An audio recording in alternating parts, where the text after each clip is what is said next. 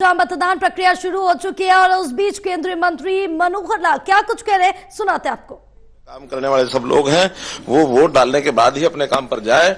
सरकारी छुट्टी है इसलिए उनको कोई समस्या ज्यादा नहीं है। अच्छा, करनाल को लेकर आप क्या कहेंगे, क्योंकि नजर हॉट सीट पर बनी हुई है।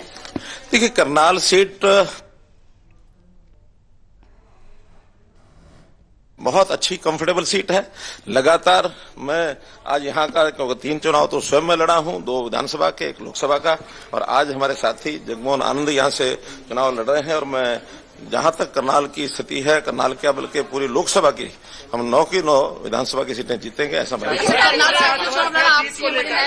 चुनाव लड़ा, वो सीएम बने और अब जगमोहन आनंद की बारी। बाकी जिलों में देखिए, जगमोहन आनंद हमारे बहुत अच्छे कार्यकर्ता हैं और जरूर उनको उचित योग्य स्थान कांग्रेस की आश्वस्ता का कांग्रेस के घर में जितनी निराशा है, जितना उनके यहाँ अफरा तफरी मची हुई है, उसका आपको पता है कि नहीं पता, मुझे पूरा पता है। पूरी अफरा तफरी मची है, निराशा है। कुमारी शैलजा जी और हुडा जी के बीच में जो तनाव है, लेकिन वो कह रहे कि फिलहाल ऐसा कुछ भी नहीं। मैं कहता हूँ वो तो आपने भी सुन लिया, मैंने भी सुन लिया। जो उनका तनाव है वो जगजाहिर है, जो बाहर आता है। और इसका मैसेज केवल 2 नेताओं का नहीं है, जनता में भी उसका मैसेज है। जनता में भी बहुत बड़ी निराशा कांग्रेस को लेकर के बनी हुई है।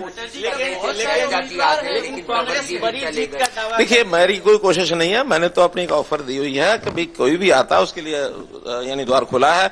और भाई जहां तक अशोक तंवर का विषय है, अब ये आयराम गैराम की जो लोकोक्ति है वो उन्होंने हालांकि बहुत समय से रुकी हुई थी, उन्होंने इसको फिर उजागर किया है। और ये जो कुछ किया है इसके पीछे की कहानी क्या है अनुमान लगाए जा सकते हैं, कुछ निश्चित नहीं कहा जा सकता। दोपहर को 12:30 बजे भारतीय जनता पार्टी की सभा में संबोधित कर रहे हैं और 1:30 बजे 1:45 बजे जाके मंच पर चढ़ जाते हैं। कांग्रेस की जरूर कुछ न कुछ खिचड़ी पकी है, जब पता लगेगा आपको बताएंगे। कहानियां गढ़ी जा रही हैं इस बार के चुनाव में, बहुत जैसे आपने कहा ये कहानी है, इस तरह की बहुत कहानियां गढ़ी गई हैं इस बार। देखिए, अब ये कहानियां गढ़ने की स्वतंत्रता सबको है, चाहे वो जनता हो, चाहे नेता हो, चाहे मीडिया हो, सब गढ़ते हैं। और ये कोई नई बात नहीं है। हाँ, जनता के मन में क्या है ये बात सब जानते हैं, आप जानते हैं, हम जानते हैं, जनता भी जानती है। 8 तारीख को सायंकाल तक, दोपहर तक ही इसका सारा परिणाम सामने निकलेगा तो आपको पता लगेगा। हीरोइन और कोकीन पकड़ी गई, उसकी तस्वीर दीपेंद्र हुड्डा के साथ। कांग्रेस की जो एक मूल स्वभाव, इस प्रकार के लोगों को संरक्षण देना, और ये इसमें से साफ जाहिर होता है कि इतनी बड़ी जो कोकीन की ये खेप पकड़ी गई है, इसका मतलब हरियाणा के नौजवानों को नशे की ओर धकेलने का काम उनकी पूरी प्लानिंग है। और इस प्रकार की प्लानिंग को हमारी देश की प्रदेश की जनता समझती है। जैसे नौकरियां बेचने की बात खुले रूप से उन्होंने कह दी है, हम तो बिना पर्ची बिना खर्ची की अपनी बात लगातार कह रहे हैं, आगे भी रहेगी। और गांव के लोगों के सिर चढ़ के ये जादू बोल रहा है, लेकिन वो बाज नहीं आए हैं। जैसे पहले करते थे वैसी नौकरियों को बेचने का काम आज भी वो करने के लिए तैयार हैं कि हम आएंगे तो नौकरी बेचेंगे। लेकिन अगली बात यह है कि ना 9 मन तेल होगा, ना राधा नाचेगी, उनको आने का कोई विषय नहीं है।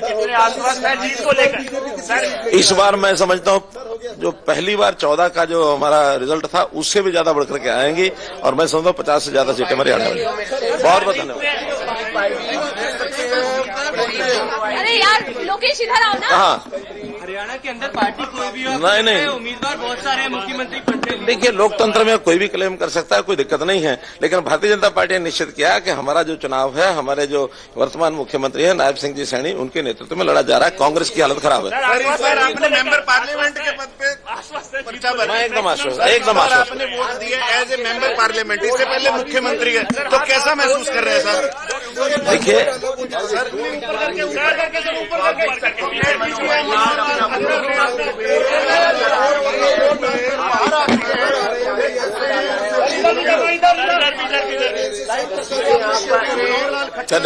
धन्यवाद। हरियाणा में भारतीय जनता पार्टी की सरकार आने वाली।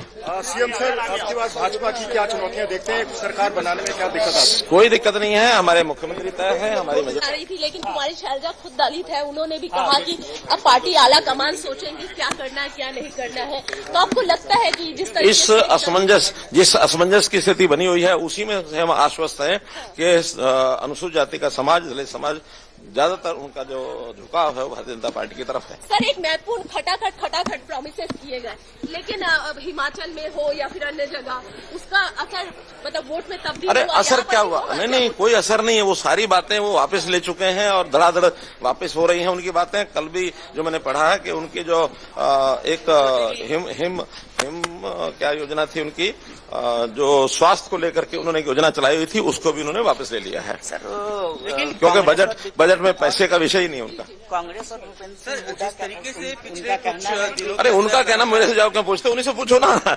मेरा कहना क्या है ये बात करो। सर, लेकिन जिस तरीके से नेताओं का इधर से उधर आना जाना है, उससे क्या प्रभाव पड़ेगा आपको लगता है इस इलेक्शन? हमारे इस चुनाव में कहीं किसी प्रकार का कोई प्रभाव पड़ना नहीं है। भारतीय जनता पार्टी का वोटर एक जिसको कहना चाहिए कि विचारधारा से ओतप्रोत वोटर ज्यादातर हमारी विचारधारा को समझते हैं, हमारे काम करने के तरीके को समझते हैं, मोदी जी की जो उपलब्धियां हैं देश भर में उसको समझते हैं, हरियाणा की उपलब्धियां जैसे जीवन हमने सरल किया है, आम जनता उसको समझती है। तो इस नाते से भारतीय जनता पार्टी के साथ जनता जुड़ी हुई है। सुबह 7 बजे का वक्त है, आप सबसे अर्ली वोटर्स है, क्या संदेश देंगे वोटर्स को? मैं तो लगातार जब मैंने यहाँ वोट डाला है, मैं पहला ही वोटर बनकर के डालता रहा हूँ। आगे बल्कि ये मेरा दायित्व है। पहले ही आ गए तो एक बड़ा संदेश गया है जनता के पास। बात है कि सबको मैं कहना चाहूंगा कि समय पर वोट डालना बहुत आवश्यक है और वोट डाल करके निश्चिंत होकर के अपने काम धाम में जाएं।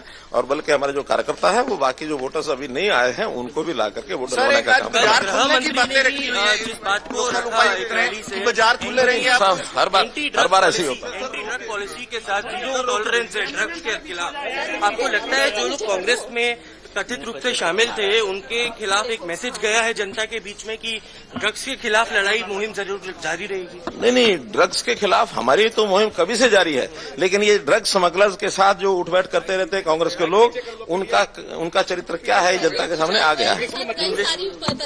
लेकिन आईवाईसी ने सर धन्यवाद किया है कि धन्यवाद उनके साथ नहीं रहे वो, धन्यवाद। मेरा टीटी आया, रुक जाओ। हमारे साथ